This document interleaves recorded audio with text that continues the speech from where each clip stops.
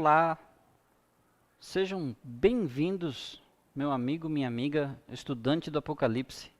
Eu quero dar as boas-vindas a você e parabenizar por você ter perseverado até este momento aqui para estudarmos juntos a palavra de Deus, para estudarmos juntos esses temas tão importantes que vamos abordar aqui dentro do estudo do Apocalipse. Você é bem-vindo. E hoje nós vamos estudar a terceira parte, estamos no terceiro estudo já do Apocalipse. E nós vamos falar hoje sobre as 7 igrejas. As 7 igrejas, as cartas que Jesus envia às 7 igrejas.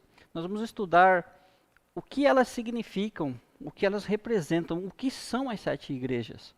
É um tema muito importante e eu tenho certeza que o estudo de hoje vai ser muito benéfico para você. Deus vai te abençoar. Eu quero lembrar para você, meu querido amigo, a promessa que Jesus faz para quem estuda a palavra dele. Em Apocalipse, capítulo 1, verso 3, Jesus ele diz: "Bem-aventurados aqueles que leem e aqueles que ouvem as palavras da profecia e guardam as coisas nela escrita, pois o tempo está próximo." Então você que está estudando a palavra de Deus, você é um bem-aventurado. Você vai ser feliz com o conhecimento que você vai adquirir. Chegamos então à nossa terceira parte. Eu estou aqui com a minha Bíblia aberta no livro de Apocalipse. Eu espero que você esteja também com a Bíblia aberta e que a gente possa estudar junto a palavra de Deus.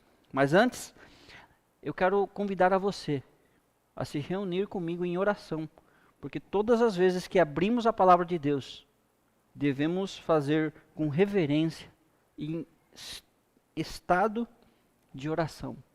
Então, feche seus olhos, fique reverente e vamos orar.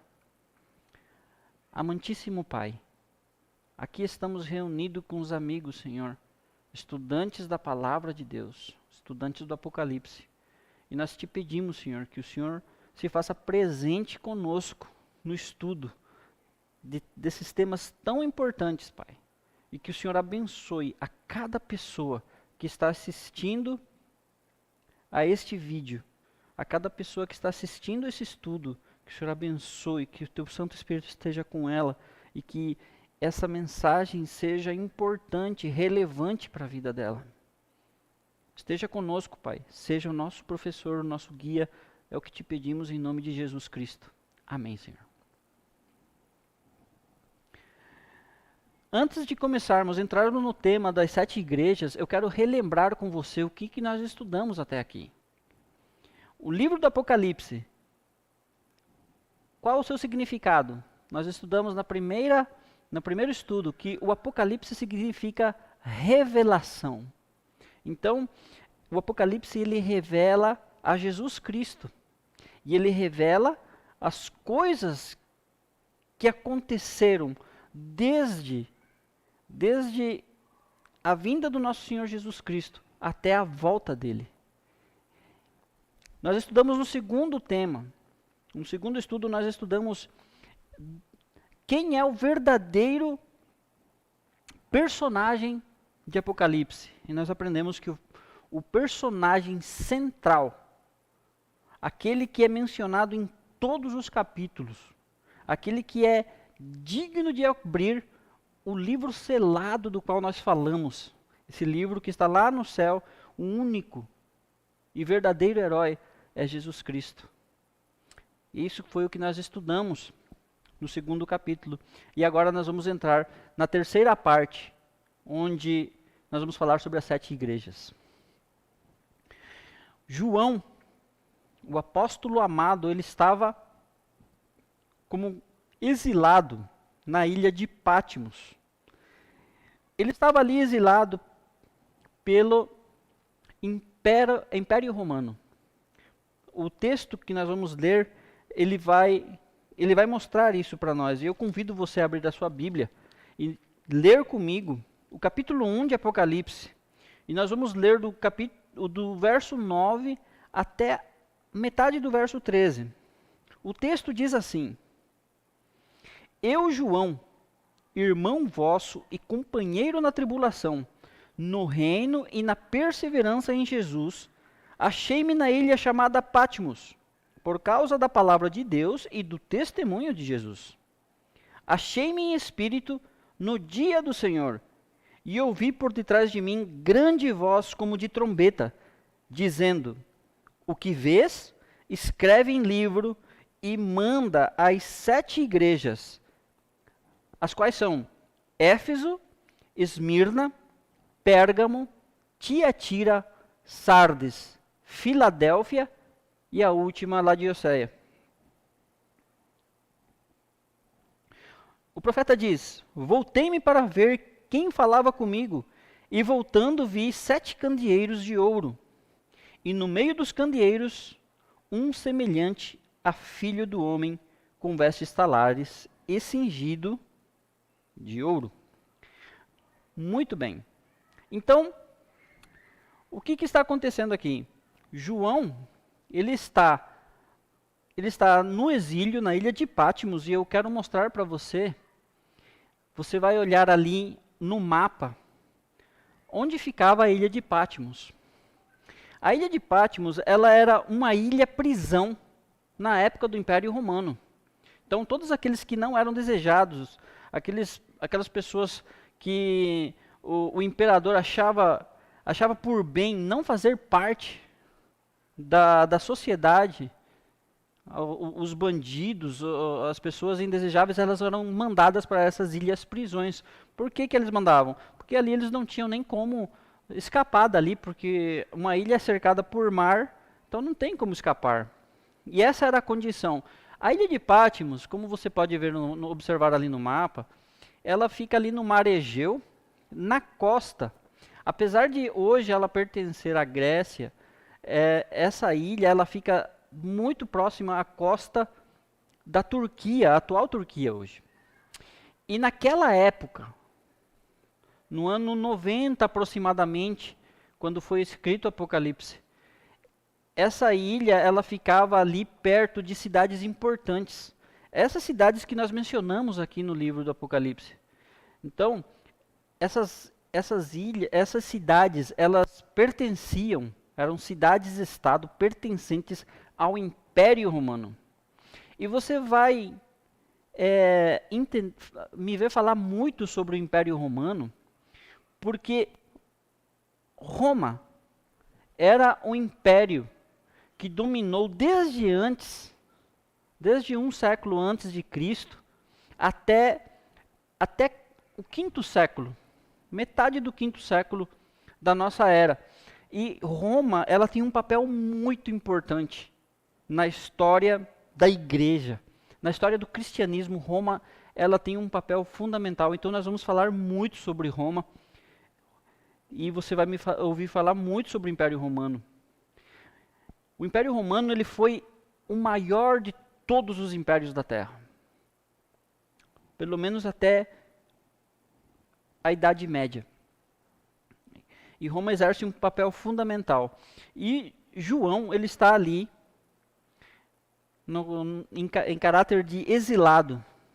E ali, naquele momento, já idoso, ele recebe a visita, nada mais, nada menos, de Jesus Cristo. E Jesus Cristo, ele é descrito como estando entre os candeeiros. Quando nós voltamos ali no verso 13, João ele diz: Voltei-me para ver quem falava comigo, e voltado vi 7 candeeiros de ouro, e no meio dos candeeiros um semelhante a filho do homem. Ele vê a Jesus entre os candeeiros. É muito interessante, meu querido amigo, porque aqui nós vamos ver ali, essa é a ilha de Patmos hoje, a atual ilha de Patmos, você vai ver ali na sua tela. Essa é a ilha de Patmos hoje, totalmente diferente do que era naquela época. Mas nessa tela, você vai ver a representação de Jesus entre os candeeiros. E isso é muito interessante, porque aqui nós começamos a ver os símbolos do Apocalipse. É aqui, a partir deste ponto aqui, é que a gente começa a se complicar quando estuda o Apocalipse. O leitor do Apocalipse, quando começa a simbologia, ele começa a se perder, porque realmente é complicado. Mas neste caso aqui, dos 7 candeeiros, a própria Bíblia vai tratar do tema e vai explicar o que significam esses candeeiros. Eu quero ir com você até o verso, dos versos 17 a 19. Nós vamos ler, e está escrito assim: quando João vê a Jesus, ele diz: caí a seus pés como morto, porém ele pôs sobre mim a mão direita, dizendo: não temas, eu sou o primeiro e o último, e aquele que vive. Estive morto, mas eis que estou vivo pelos séculos dos séculos, e tenho as chaves da morte e do inferno. Escreve, pois, as coisas que viste, e as que são, e as que hão de acontecer depois destas. Quanto ao mistério das 7 estrelas que viste na minha mão direita, e aos 7 candeeiros de ouro, as 7 estrelas são os anjos das 7 igrejas, e os 7 candeeiros são as 7 igrejas. Veja aqui, amigo, que a Bíblia, ela explica a simbologia. Muitos símbolos que nós vamos ver no Apocalipse, elas não vão estar descritos no Apocalipse. Elas vão estar descritas em outras partes da Bíblia, e nós vamos analisar cada símbolo, e nós vamos entender cada símbolo para que não reste dúvida, nem nos falte entendimento para analisar o significado das coisas que estão acontecendo aqui. Mas você pode perguntar para mim, mas o que são as 7 igrejas? Será que essa mensagem, essas cartas que Jesus pede a João para transmitir às 7 igrejas, elas são um recado apenas para as 7 igrejas que estão nessas 7 cidades? Essa é uma excelente pergunta.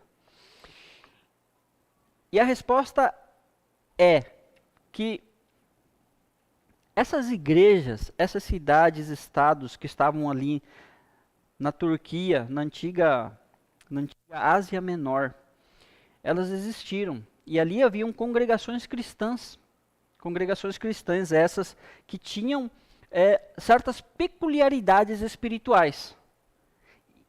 E cada congregação tinha suas qualidades, suas diferenças e seus defeitos.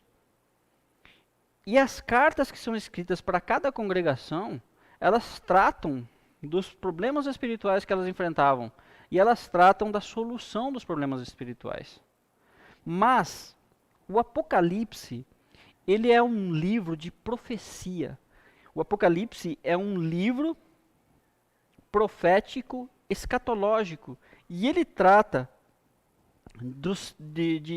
da questão da igreja em todo o seu tempo. Isso é muito interessante. Então nós entendemos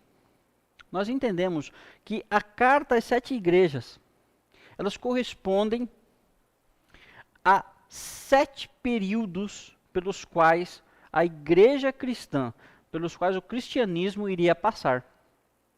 E nós vamos analisar esses períodos. Você pode ver aí na sua tela que o primeiro período, que seria a igreja de Éfeso, né? Ali corresponde ali, você vai ver ali que ela vai do ano 31 até o ano 100 da nossa era. Quando começa então a igreja de Esmirna, que vai ao ano 313, né? Que é descrita como a era das perseguições. Pérgamo, que vai do 313 ao 538, a era da apostasia. A igreja de Tiatira, a era das trevas, a Idade Média, que vai até o ano 1517, quando começa então Sardes, a era da Reforma, que vai até o ano 1755, quando começa então a era dos reavivamentos, que é a igreja de Filadélfia, e que terminará, que culmina no ano 1844, que começa então a igreja de Laodiceia, que é a última igreja e o último período do cristianismo, essa última fase do cristianismo, que vai terminar apenas com a volta de Jesus. Amém por isso. Muito bem. Agora que nós vimos tudo isso, eu quero falar um pouquinho do que Jesus, qual é a mensagem do que trata essas cartas. Então Jesus ele vai se apresentar à igreja de todas as épocas como aquele que é o remédio para os males da igreja. Ele se mostra que dentro da mesma igreja temos pessoas fiéis e pessoas infiéis. E isso explica muita coisa para nós. Cristo ele revela que a igreja nem sempre é aquilo que aparenta ser. Isso é muito importante ter em conta. A igreja nem sempre é aquilo que aparenta ser. Cristo convida a sua igreja ao arrependimento antes de aplicar-lhe o juízo. Essas são as mensagens que Cristo quer transmitir às igrejas. E ela quer transmitir aos cristãos de todas as eras. Muito bem. Dando sequência,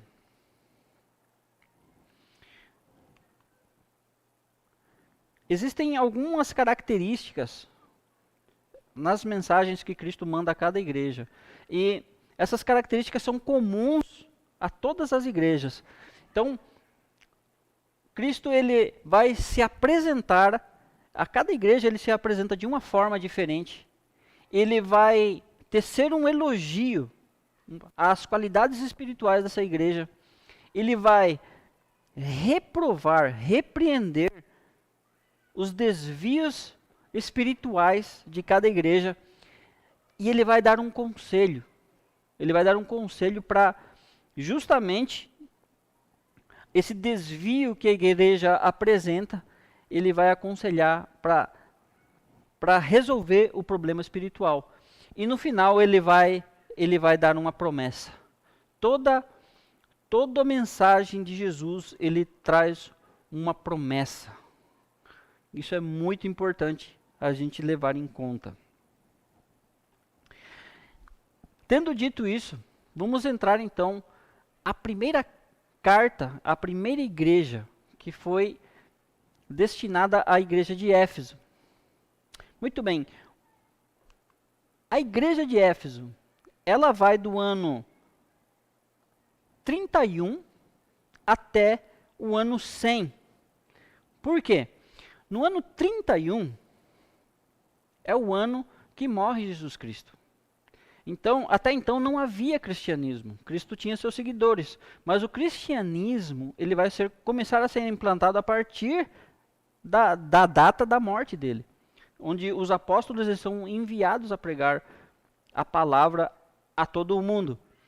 E ela vai terminar, esse período termina no ano 100, que é quando é o ano aproximado, quando morre o último dos apóstolos. As características dessa igreja de Éfeso. Essa é uma igreja cuja doutrina é pura. Ela é retratada por Jesus como sendo uma igreja vitoriosa. É a igreja da época dos apóstolos. É um período em que o Espírito Santo foi derramado sobre os apóstolos e sobre os seguidores de Jesus Cristo. Tanto que no Pentecostes, o Espírito foi derramado e em uma única pregação, Pedro converteu e levou ao batismo mais de 3.000 pessoas. Nós vemos isso em Atos dos Apóstolos. Então, essa era uma igreja cuja doutrina era pura. Nós tínhamos os apóstolos que eram conviveram com Jesus Cristo. Então, toda a doutrina passada por Cristo, ela era viva e eficaz. A igreja tinha muito poder, tanto que nesse primeiro período, a mensagem do cristianismo ela se espalhou por toda a Europa atual, por toda a Ásia Menor, por todo o Oriente Médio. A mensagem de Cristo ela foi espalhada de forma veloz e vencedora. Entretanto, esse período foi um período difícil para o cristianismo. Porque, como eu já disse, o Império Romano, eles dominavam todas as terras, ele dominava grande parte da Europa e grande parte do território da Palestina, onde estava a antiga Israel. E nós tivemos muitas perseguições nessa época aos cristãos. O cristianismo, ele era odiado. Por quê? Porque ele trazia uma mensagem pura. E os outros povos viviam no paganismo, o qual a Bíblia condena. Então, Roma, que era um estado pagão, eles perseguiram os cristãos. Nessa época e em outras épocas. Mas nessa época aqui, nós temos ali que Pedro e Paulo, eles foram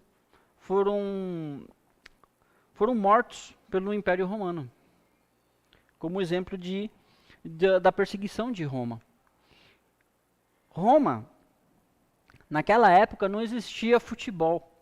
Então, as pessoas iam para o estádio para ver outro tipo de espetáculo. E o espetáculo daquela época era ver cristãos serem mortos nos coliseus romanos, nos estádios romanos. A grande alegria do povo pagão era ver cristãos sendo devorados por feras, cristãos sendo matados por gladiadores, ou digladiando entre si, ou sendo queimados. Todo tipo de horror feito com cristãos era feito nos estádios romanos. Isso era a grande alegria deles. E então, esse foi o período de Éfeso, do ano 31 até o ano 100.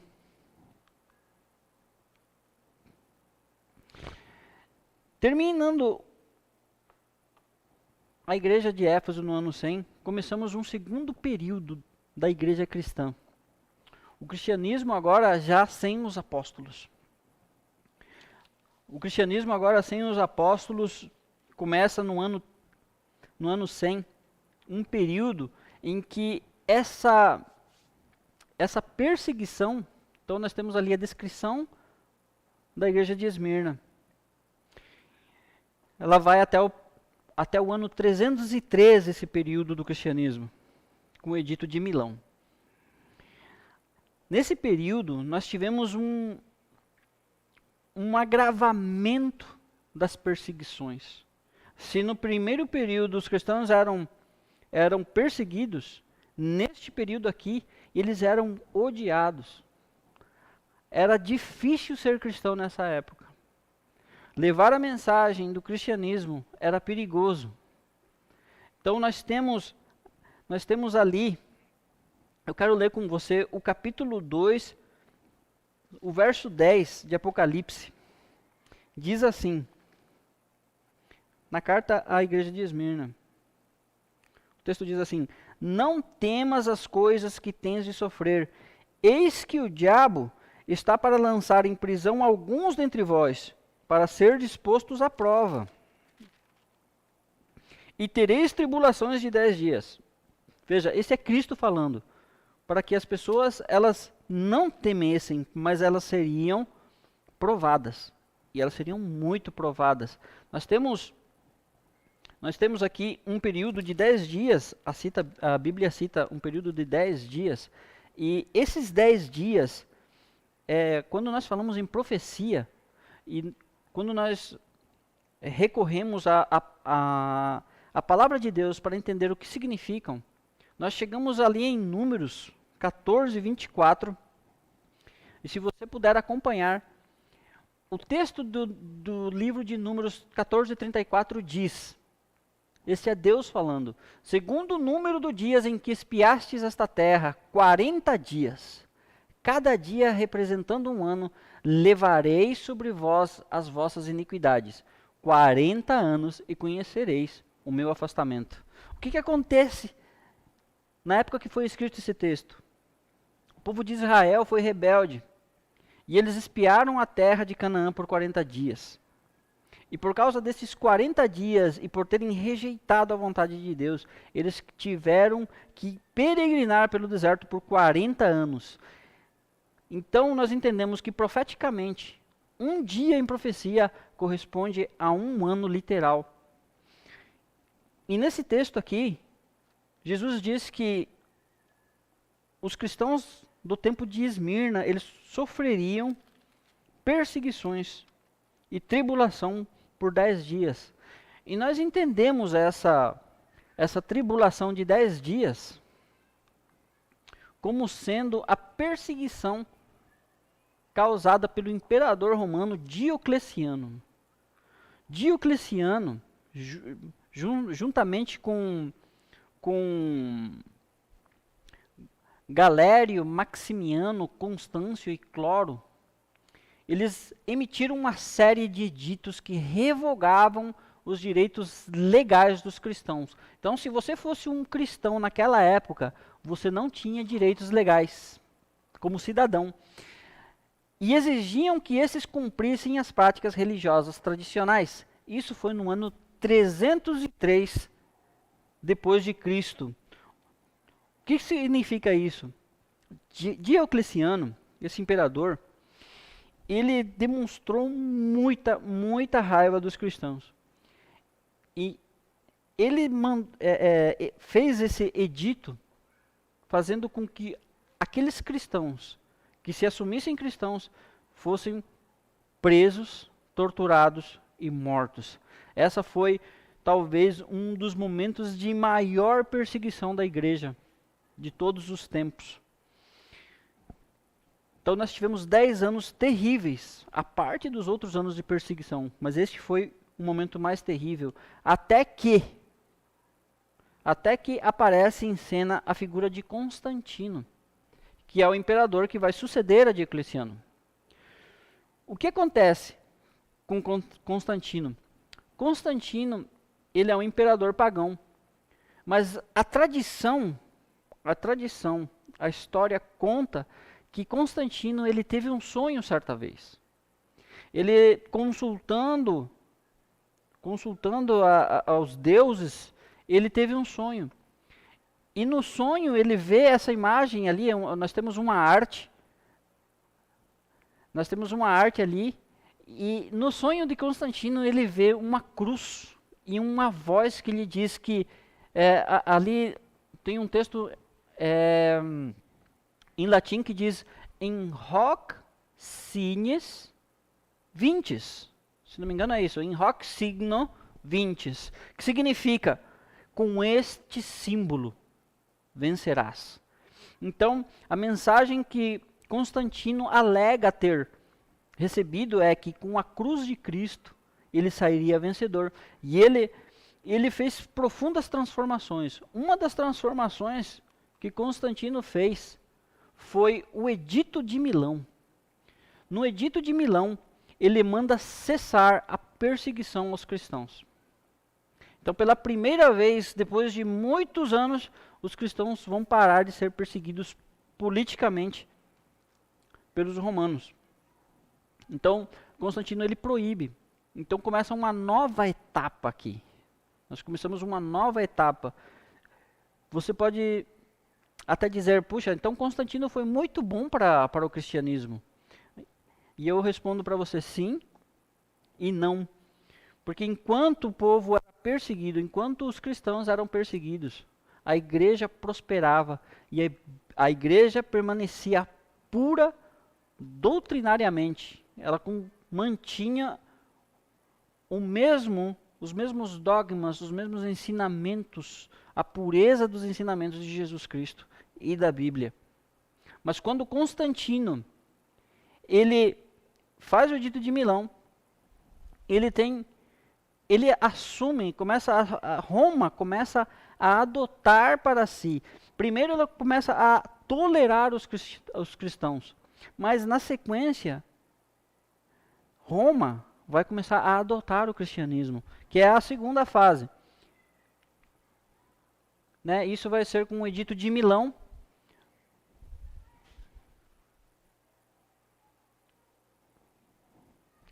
Mais tarde nós vamos ter outro edito. Vamos entrar agora na igreja de Pérgamo. A cidade de Pérgamo. Pérgamo é a igreja, ou período de tempo, que vai do ano 313, que é onde é dado o Edito de Milão, até a consolidação do papado no ano 538. Neste período, este período do cristianismo, juntamente com o período de Tiatira, são os anos mais terríveis do cristianismo, porque é neste período que surge um movimento, a partir do Edito de Milão, surge um movimento do paganismo entrando no cristianismo. O cristianismo ele vai ser adotado por Roma, mas é muito importante, querido estudante, é muito importante perceber que Roma, até aquele momento, era um estado, era uma nação pagã. O que significa ser um estado, uma nação pagã? Significa que eles não acreditavam no Deus de Jesus. Eles acreditavam, em vez disso, em muitos deuses. Eles tinham o panteão romano, em que eles tinham um Deus para cada coisa. Existia o Deus do mar, o Deus do sol, o Deus da lua, o Deus da terra, o Deus dos ventos, todos os deuses. Um Deus para todos os gostos. Então, eles não acreditavam no Deus da Bíblia. Eles não acreditavam no monoteísmo. Monoteísmo este que é apresentado para nós pela Bíblia, que é aquilo que nós cremos ser a verdade. Eles não acreditavam nisso. Então, foi um momento difícil, porque nós tínhamos um movimento religioso tentando entrar, tentando ser encaixado em uma sociedade pagã, com suas tradições pagãs, com seus ritos pagãos. Então, havia conflito social. Os romanos não queriam aceitar o cristianismo. E os cristãos não aceitavam os ritos pagãos. Então havia conflito social. E se você considerar que Roma, ela estava praticamente em todo o mundo ocidental e em parte do mundo oriental, você tinha conflitos, muitos conflitos em todas as cidades. Como resolver isso?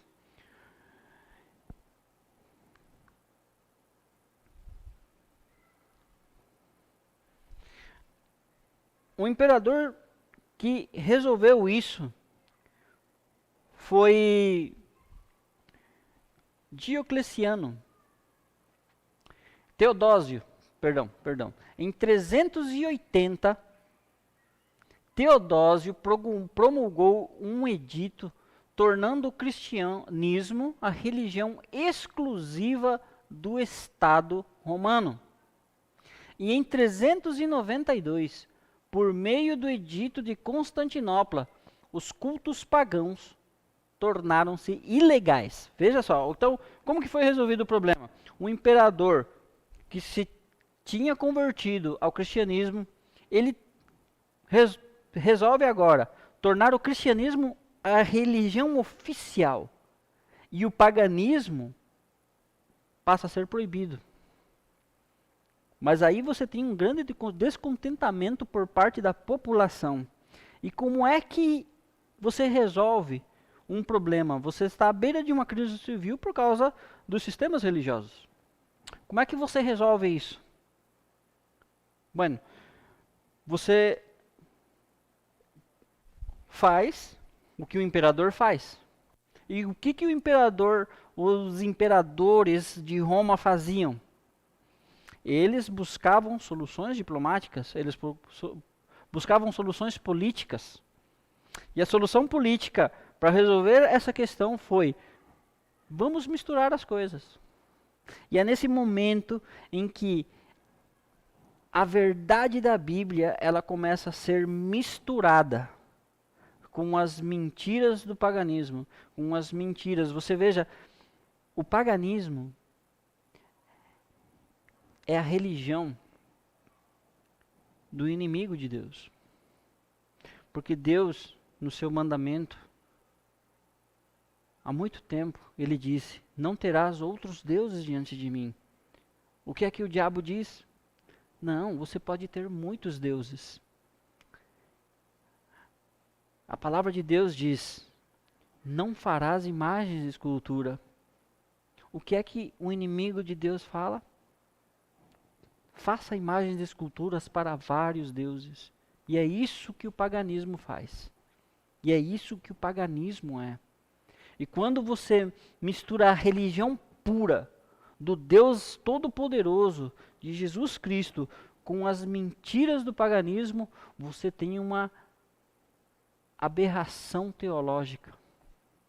E é isso que acontece com a igreja de Pérgamo, com a igreja de Tiatira. Uma aberração teológica. A mentira misturada com a verdade. Você se lembra, querido amigo, quando lá no Gênesis, quando Eva peca, a astúcia de Satanás. Deus disse para Eva: vocês podem comer de todas as árvores, mas daquela árvore você não pode comer. O que é que Satanás fala para Eva? Não foi assim que Deus disse que vocês não podem comer de nenhuma árvore aqui do jardim? Veja, ele está colocando palavras na boca de Deus. E é isso que o diabo faz. Ele engana, ele mistura a verdade com mentira. Esse é o trabalho. E o trabalho de Satanás é desconstruir tudo aquilo que Deus, através dos séculos, ensinou ao seu povo. Que através de Jesus, ele ensinou aos seus discípulos, que ensinou a toda a população. A verdade da salvação. Agora estava misturada com os dogmas e as mentiras do paganismo.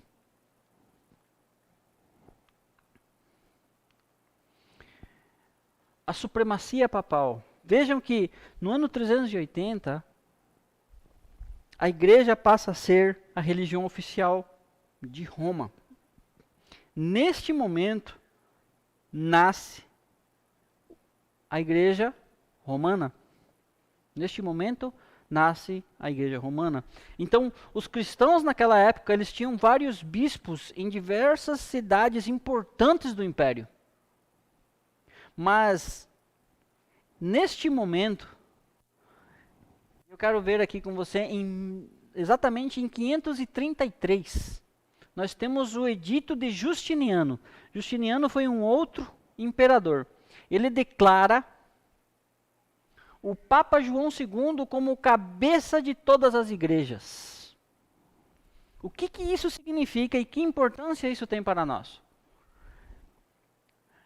Nós temos agora um pontífice, um líder religioso, aquele que domina sobre todas as outras igrejas. E em 538, nós temos a expulsão da última tribo bárbara do território de Roma, os ostrogodos. E eu quero analisar um pouquinho a história com você agora. O Império Romano, ele vai ter a sua decadência e ele vai terminar, pelo menos o Império Romano do Ocidente, ele termina no ano 476, devido a invasões bárbaras. Então, neste momento da história,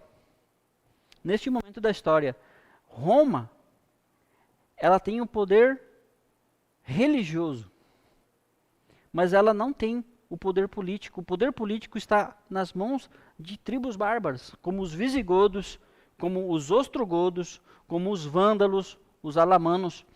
E a história conta que essas tribos bárbaras, elas vão derrubar Roma em 476. E isso vai mudar toda a história. Mas essas tribos bárbaras, elas vão, com o tempo, elas vão se enfraquecendo. E elas vão retornando para suas terras. E existem conflitos ainda pela dominância de Roma. E em 538, os ostrogodos, eles são expulsos de Roma. Eles são expulsos de Roma. E Roma passa a ser, então, novamente soberana. E por que isso é importante para nós?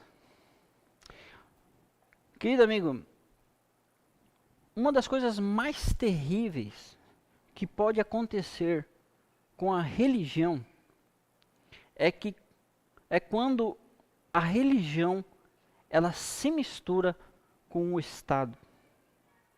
E neste momento, o pontífice romano, ele tinha todo o poder sobre a igreja, sobre todas as igrejas cristãs. Mas a partir deste momento, de 538, o pontífice romano, ele passa a ter o controle do Estado. E a partir do momento que ele tem o controle do Estado, os cristãos, o cristianismo, ele deixa de ser o perseguido e passa a ser o perseguidor. Nós temos, então, a igreja de Pérgamo. Ela vai terminar com a supremacia papal. Ela termina ali recebendo poderes temporais, seculares, somados aos seus poderes espirituais. É quando começa a igreja de Tiatira. Tiatira, ela vai ser uma igreja, ou um período do cristianismo, que vai do ano 538 até 1517. É o maior período, de tempo que nós vamos ter para uma etapa do cristianismo, para uma fase do cristianismo. Nós falamos aqui da unificação da igreja com o Estado, né? Este período, ele vai ser chamado pelos historiadores como a Idade Média. E ela é reconhecida por todos os historiadores como a Idade das Trevas. Este período, ele é marcado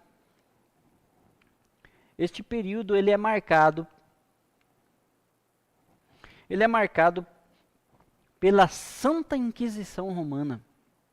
Ele é marcado por ser o período, pela época das Cruzadas. É marcada por ser o período da supremacia papal, um período em que são vendidas indulgências, um período em que há queima de livros e queima de Bíblias. A Bíblia, ela é proibida. É um tempo de trevas intelectuais, é um tempo de trevas espirituais.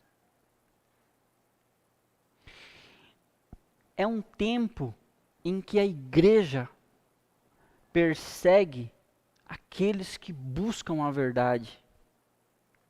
Veja, a igreja neste momento, ela está totalmente contaminada.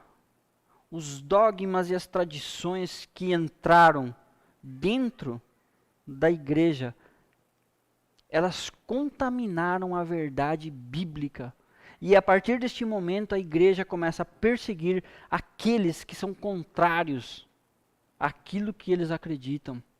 E a igreja começa a matar em nome de Deus. Eles começam as cruzadas. Neste período começam os jesuítas.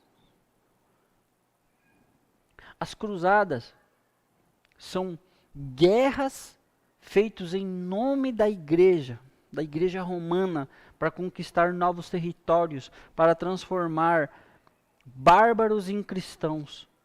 E em nome de Deus, eles assassinam, matam homens, mulheres e crianças.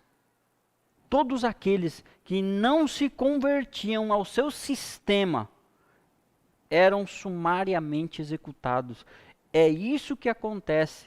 E se você recorrer aos livros de histórias, você vai ver isso.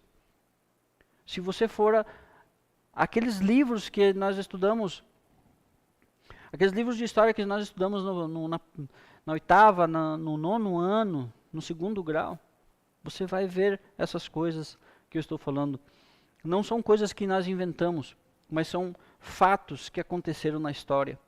Então, a Idade Média é um período terrível do cristianismo, onde as pessoas são mortas em nome de Deus. E o que acontece com aquelas pessoas que querem adorar o Deus verdadeiro, aqueles que querem adorar o Deus que é revelado na Bíblia, eles são obrigados a fugir para locais distantes. Eles vão buscar abrigo no deserto, eles vão buscar abrigo nas montanhas, nos lugares remotos. Então, o Apocalipse ele vai dizer que Deus ele vai guardar o seu povo no deserto, e é isso que acontece ao longo da história. Aqueles que realmente, que sinceramente buscam conhecer ao Deus verdadeiro, eles são perseguidos em todas as eras, porque esse é o trabalho do inimigo. Esse é o deleite de Satanás, perseguir aqueles que buscam a Deus de todo o coração e buscam conhecer o caráter de Deus e a vontade de Deus para as suas vidas. E esse foi o período terrível. E Jesus ele escreve a carta para Tiatira, ele escreve uma carta para esse tempo, assim como ele escreve uma carta para todos os tempos. E essas mensagens elas são relevantes para mim e para você. E é importante para nós conhecermos a história, tal como ela aconteceu. E é importante, se você quiser se aprofundar sobre esses temas, é muito importante, porque a verdade, ela reside na palavra de Deus. E você pode constatar as coisas que aconteceram durante todo esse período nos livros de história. Você vai encontrar, se você buscar a verdade. A partir do ano 1517, quando acaba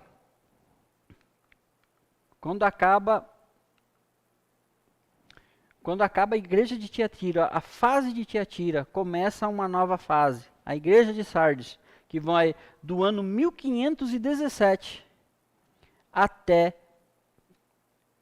1798. O que aconteceu em 1517? Em 1517, nós voltamos aqui um pouquinho e nós vamos ver a figura de Martinho Lutero.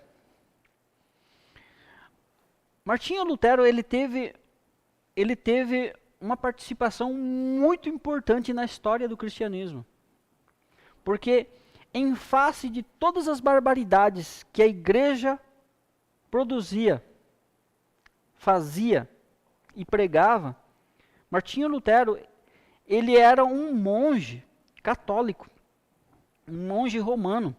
E ele, estudando a Bíblia, ele viu que as coisas que estavam acontecendo estavam erradas, que havia muita coisa, que havia corrupção na igreja. Então ele escreve 95 teses. E ele vai até a igreja de Wittenberg, na Alemanha, e ele prega essas 95 teses. Esse ato dá início à Reforma Protestante. Então nós temos a igreja de Sardes como sendo o início da Reforma Protestante. É um período muito importante da história, porque é o fim da Idade Média. E neste período, no final dos anos 1400 e no início dos anos 1500, nós temos o início das navegações, as grandes navegações, a descoberta da América, a descoberta de outras terras que eram desconhecidas até então pelo mundo. E em meio a essa convulsão histórica de descobrimento, nós temos um interesse maior pela palavra de Deus em vários locais, na Europa, na Alemanha, na França, na Itália, começa a ter um despertamento teológico, porque a teologia, ela estava morta, ela estava morta e ela estava num caixão. A verdade, ela estava morta. E a partir deste momento, a partir deste reavivamento, dessa reforma, com o descobrimento da Bíblia e das suas verdades, nós temos uma grande revolução. E é por isso que a Idade Média acaba. Porque uma luz começa a ser lançada sobre a vida das pessoas. Deus, através da sua palavra, começa a iluminar espiritualmente o seu povo. E começa um conhecimento da palavra de Deus. E isso se dá na igreja de Sardes. Esse é o período da igreja de Sardes. Mas o que acontece quando você tem um movimento que é contrário à situação da igreja romana? Você tem, por um lado, vários adeptos do reformismo, e por outro lado você tem um poder da igreja unido com o poder do Estado. Você continua com as perseguições. Você ainda tem a Inquisição Romana, que mata os hereges. Muitas perseguições ocorreram nessa época, e eu quero destacar para você você vai ver na sua tela, o massacre de São Bartolomeu. Isso aconteceu na França, em 24 de agosto de 1572. Mais uma vez, a igreja romana, ela, através do seu poder, através do Estado, eles vão a todos os vilarejos, a todas as cidades, a todos os lugares onde estão aquelas pessoas que estudam a palavra de Deus, e eles sumariamente executam todos, homens, mulheres e crianças. Esta fatídica noite de São Bartolomeu, como ficou chamada, a igreja romana matou aproximadamente 70 mil pessoas, entre homens, mulheres e crianças. Então você teve um despertar religioso, você teve um despertar para a palavra de Deus, mas a igreja, o cristianismo, continuava enfrentando o poder das trevas. Esse período, ele vai terminar em 1798. E o que aconteceu em 1798? Aparece a figura de Napoleão Bonaparte. Napoleão Bonaparte, ele domina grande parte da Europa. E ele não aceita o poder que o papado exerce sobre o Estado. E ele, nesse ano, em 1798, ele, através do seu general Barthier, ele manda prender o Papa Pio VI. Nesse período, termina a supremacia papal. E nesse período, termina uma fase muito importante, que foi a fase da carta à igreja de Sardes. Nós passamos então para a carta à igreja de Filadélfia, que começa no ano 1798. E ela vai culminar esse período em 1844. A igreja de Filadélfia foi um período de intenso avivamento do cristianismo. Se na igreja de Sardes começa a reforma protestante, começa uma busca pela verdade, que as pessoas começam a se interessar pela Bíblia.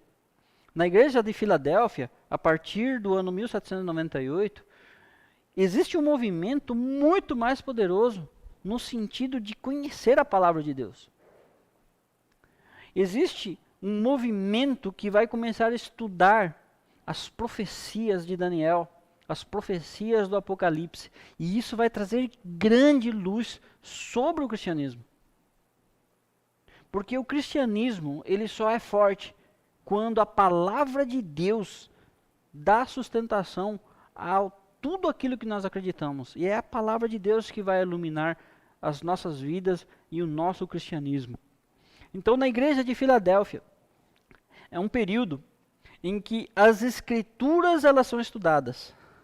Vão surgir neste período, a partir do ano 1800, que é o século XIX, vão começar a surgir grandes movimentos de estudo da Bíblia e grande parte das igrejas evangélicas vão surgir nesse período.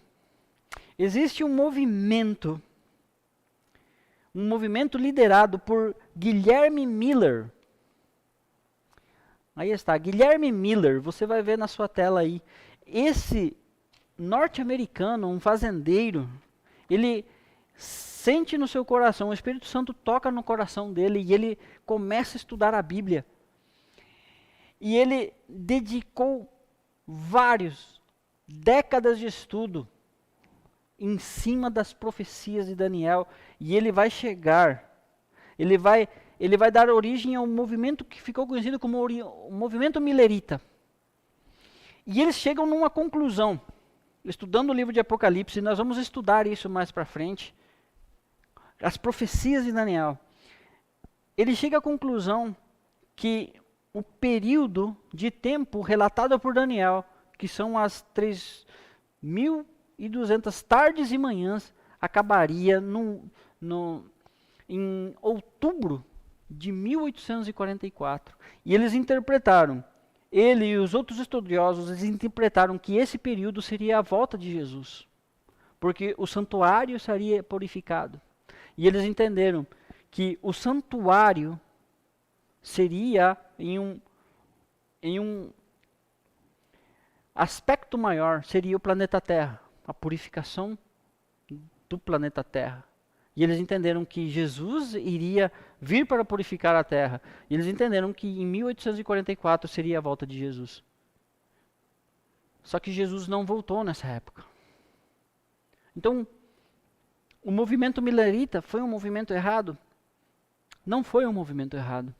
Eles foram cristãos sinceros, que estudaram a Bíblia, que chegaram à interpretação correta dos tempos e de tudo que foi definido pelo profeta Daniel. Mas eles erraram no evento que iria ocorrer.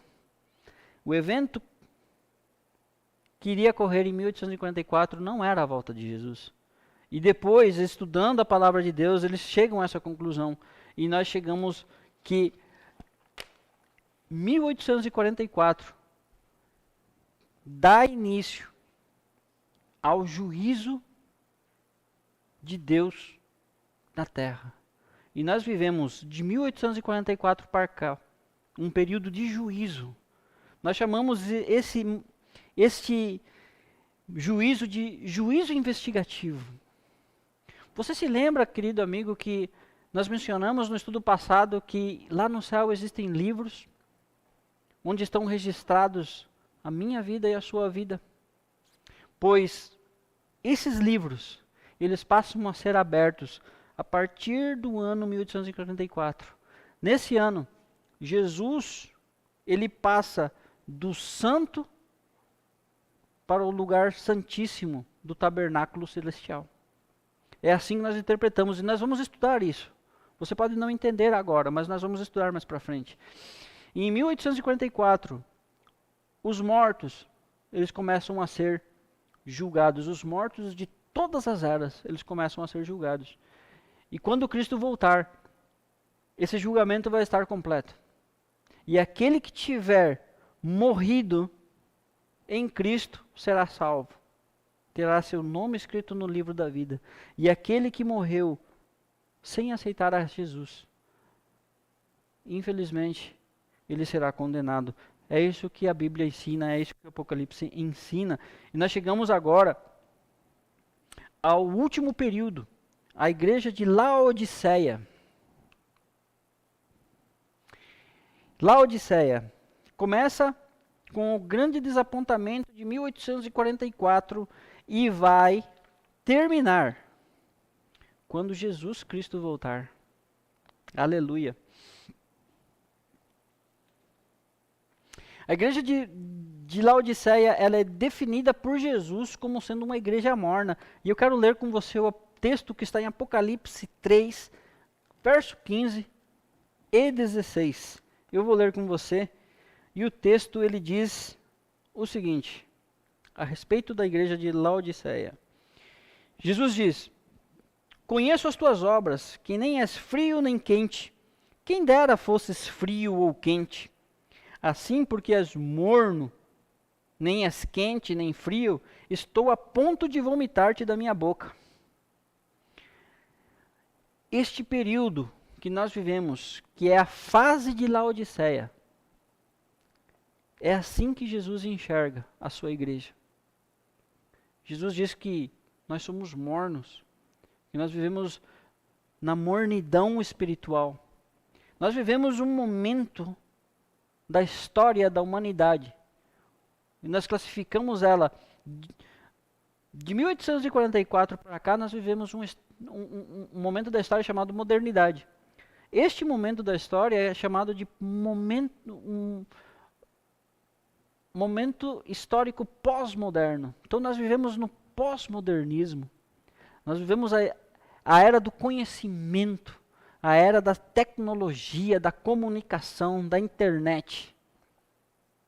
E eu quero ler mais um texto com você, continuando a descrição de Jesus da igreja de Laodiceia. Continuando a partir do verso 17 do capítulo 3. Jesus diz: pois dizes, estou rico e abastado e não preciso de coisa alguma, e nem sabes que tu és infeliz, sim, miserável, pobre, cego e nu. Veja só a descrição de Jesus Cristo para o cristianismo da nossa época, meu amigo. É uma descrição terrível. Porque Jesus, ele diz que nós nos achamos que nós somos ricos, mas ele finalmente ele diz: você não sabe que você é um pobre, miserável, cego e nu. Isso é uma repreensão terrível. A igreja de Laodiceia está aí na sua tela. Ela era conhecida. A cidade de Laodiceia, ela era conhecida. Antes disso, eu quero lembrar para você que todas as igrejas receberam um elogio da parte de Jesus. Mas o nosso tempo não recebe nenhum elogio de Jesus Cristo. Mas ela recebe reprovações. Jesus diz que ela é rica e abastada e não tem falta de nada. E na sequência ele diz que é uma igreja pobre, cega e nu. Mas fato interessante sobre Laodiceia. Laodiceia, ela possuía o maior centro bancário da Ásia Menor, especializado em câmbios de ouro e moeda estrangeira. Laodiceia era uma cidade rica. Laodiceia, ela tinha uma das maiores escolas de medicina do mundo, famosa por curar os olhos, a partir de um colírio à base de sulfato. Laodiceia possuía um centro têxtil que produzia e exportava tecidos finos. Mas veja só o que Jesus aconselha a igreja. Ele aconselha a igreja a comprar ouro refinado, vestiduras brancas e colírio para os olhos. Tudo aquilo que nós nos vangloriamos de ter, Jesus diz que isso não é nada, porque nós vivemos em mornidão espiritual. Nós somos a última igreja. Nós vivemos no último período do cristianismo. Nós estamos na iminência da volta do Senhor Jesus, nosso Salvador. Ele dá um conselho importante para a sua igreja. Ele dá um conselho importante para mim e para você. O comprar o ouro significa estudar a palavra de Deus. Porque isto, meu querido irmão, para quem não tem conhecimento, aqui está ouro. Ouro para a sua vida espiritual. Colírio para os seus olhos cegos. Porque sem o conhecimento nós somos cegos. E Jesus ele oferece vestiduras brancas, que são os méritos dele. Então Jesus ele te convida a aceitá-lo como Salvador pessoal. E ele te convida a conhecê-lo melhor, para que a nossa vida espiritual não fique nessa mornidão, para que a gente não seja vomitado da boca dele. Para terminar, meus queridos amigos, eu quero ler com vocês a sequência do capítulo 3, o verso 20. E eu quero que vocês acompanhem observando essa última tela, onde Jesus Cristo está batendo na porta. O verso 20 do capítulo 3 diz assim: Eis que estou à porta e bato. Se alguém ouvir a minha voz e abrir a porta, entrarei em sua casa e cearei com ele e ele comigo. Eu quero que vocês observem essa ilustração, essa arte onde Jesus está batendo numa porta. O artista que pintou essa arte, ele foi muito feliz, porque Jesus está batendo a porta, e aquela porta está fechada. E aquela porta, se você observar bem, ela não tem como abrir ela por fora. Ela só pode ser aberta pelo lado de dentro. Meu querido irmão, meu querido amigo estudante do Apocalipse, Jesus está batendo a porta do seu coração. E ele não tem como forçar a entrada. Ele não tem o trinco para abrir. A única forma que Jesus tem para entrar na sua vida, para entrar no seu coração, é se você abrir a porta do seu coração para Ele. E Jesus ele está batendo a sua porta. E o Espírito Santo está tocando o seu coração nesse momento. Eu sei, querido, que você quer abrir a porta. E a promessa de Jesus é que se você abrir a porta do seu coração, Ele vai entrar e Ele vai cear com você. Jesus está te convidando para ter um relacionamento verdadeiro com Ele. Ele quer transformar a sua vida. Ele promete aqui na Bíblia que quando Ele entra na nossa vida, Ele transforma o nosso coração de pedra em coração de carne. Permita, meu querido, que Jesus ceie com você. Jesus, Ele quer jantar com você. Jesus, Ele quer fazer parte da sua vida. Se você permitir, Ele vai entrar. Ele vai fazer parte da sua vida e vai transformar a sua vida. E você nunca mais vai poder ser o mesmo. Porque quando Jesus ele entra, Ele nos transforma e nós não podemos mais ser as mesmas pessoas. Porque não dá para misturar a luz com as trevas. E você vai viver na luz. E é isso que Ele quer fazer. E se você tiver a coragem de abrir a porta, eu te convido agora a ficar em pé, onde você está. Eu quero orar com você. E eu te convido, neste momento, fique de pé. Eu vou orar com você. E esse Espírito Santo, maravilhoso, Ele vai trabalhar na sua mente e Ele vai trabalhar no seu coração. Fique de pé, vamos orar juntos. Querido Deus que habita nos altos céus, querido Deus que entregaste a tua vida por nós, que morreste e que venceste a morte. Pai querido, neste momento, Senhor, nós estudamos a tua palavra, nós estudamos o Apocalipse, nós entendemos, Senhor, a história do cristianismo através dos séculos. E neste momento, Senhor, muitas pessoas, elas estão de pé, aleluia por isso.